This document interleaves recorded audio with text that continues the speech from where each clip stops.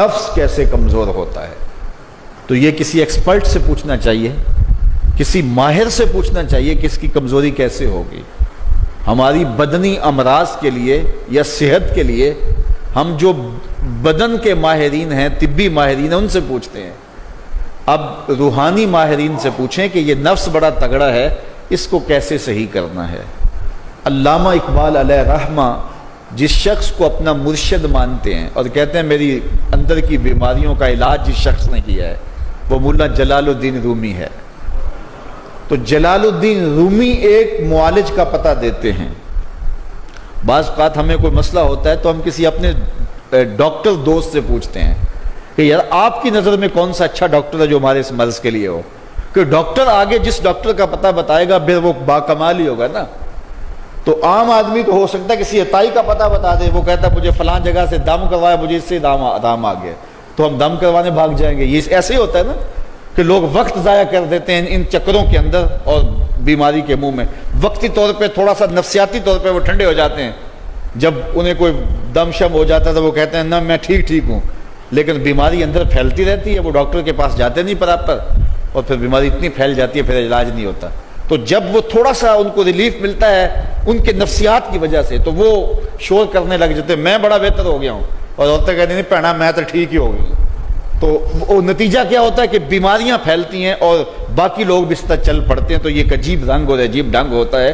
تو یہ بات ذہن میں رکھیں کہ جب کسی بھی بیماری کے حوالے سے ماہر سے پوچھا جائے تو وہ صحیح مشورہ دے گا۔ عام آدمی اپنے انداز سے بات کرتے ہیں، تو کسی ڈاکٹر سے پوچھیں کہ جناب اس شعبے کا ڈاکٹر کیا، تو وہ صحیح ڈاکٹر بتائے گا۔ اب ماہر سے پوچھا گیا، ماہر بھی کون ہے؟ جس کو اقبال نے بھی اپنا مرشد مانا، اور اقبال نے جس کو اپنا مرشد مانا وہ مرشد ہی ہوگا نا۔ اللہ اکبر۔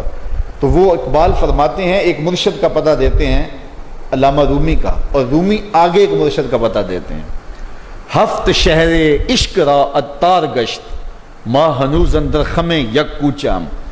شیخ فرید الدین عطار کے بارے میں حضرت رومی کہتے ہیں کہ یہ وہ شخص ہے کہ جو عشق کے ساتوں شہر گھوم چکا ہے، اور حضرت رومی کہتے ہیں کہ میں پہلے شہر کی پہلی گلی کے کونے پہ کھڑا ہوں۔ اب شیخ فرید الدین کس مرتبے کے شخص ہیں؟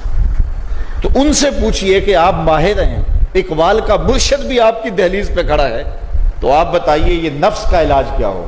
تو شیخ فرید الدین فرماتے ہیں آؤ میں تمہیں بتاؤں اس نفس کا علاج کیسے کرنا ہے، چونکہ یہ نفس کا علاج ان لوگوں کے پاس ہے۔ باج فقیراں کسے نہیں ماریا، باہو ظالم چور اندر دا ہو، یہ ان لوگوں کا ہی کام ہے کہ اس کا علاج کریں۔ تو شیخ فرید الدین فرماتے ہیں نفس نتواں کشت اللہ باسے چیز بات گوئم یادگیرش اے عزیز۔ نفس نہیں مرتا، لیکن اگر تیرے پاس 3 اسلحے موجود ہیں تو پھر اس کو قابو کرنا مشکل بھی نہیں ہے۔ وہ 3 اسلحے کون سے ہیں ذرا سن لیجئے، اور اس نیت سے سنیے کہ ہم اس ماہ صیام میں اس پر عمل کریں گے اور اپنے نفس پہ قابو پانے کی کوشش کریں گے۔ کیونکہ یہ تقریر محض تقریر نہیں ہونی چاہیے کہ میں آ کے ہر سال کوئی بات سنا جوں اور آپ ہر سال سن لیں، تو اس سے کیا فائدہ ہوگا اگر ہم عمل نہیں کریں گے۔ تو اس نیت کے ساتھ سنیں کہ یہ ایک ماہر روحانیات کے ماہر نے ہمیں یہ مشورہ دیا ہے کہ اپنے نفس کا علاج کیسے کریں۔ تو کہتے ہیں نفس نہیں مرتا مگر 3 اسلحے ہوں تو ٹھہرتا بھی نہیں ہے۔ پہلا اسلحہ خنجر خاموشی، خاموشی کا خنجر۔ دوسری بات شمشیر جو، بھوک کی تلوار۔ اور تیسری بات نیزائے تنہائی اور ترک ہجوم، اور ایک تنہائی کا نیزہ۔ کہتے ہیں 3 اسلحے اگر تمہارے پاس ہیں تو یہ نفس قابو میں آ جائے گا۔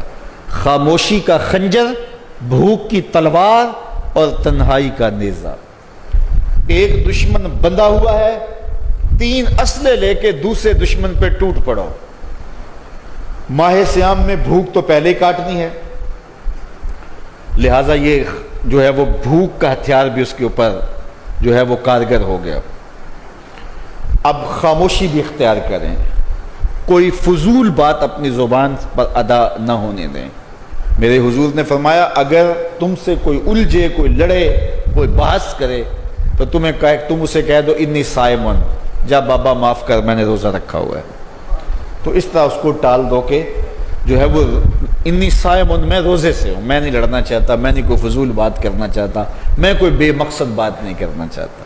لیکن فرمایا جو جھوٹ اور جھوٹے اقوال اور اعمال نہیں چھوڑتا ہے اس کے بھوکے اور پیاسا رہنے کی اللہ کو کوئی ضرورت نہیں ہے.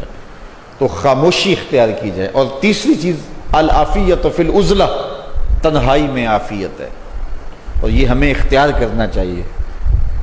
حضرت شاہ نقشبند بخاری علیہ رحمہ فرماتے ہیں فقیر کے لیے بہترین جگہ مسجد ہے یا پھر اپنے کامل شیخ کی صحبت ہے، اور تیسری چیز تنہائی ہے، اور چوتھی جگہ سوائے ہلاکت کی اور کچھ نہیں ہے. اس لیے ہمیں کہا گیا بازار میں دیر سے جاؤ، جلدی واپس آ جاؤ، مسجد میں جلدی جاؤ، دیر سے واپس آؤ. تو بہترین جگہیں مساجد ہیں.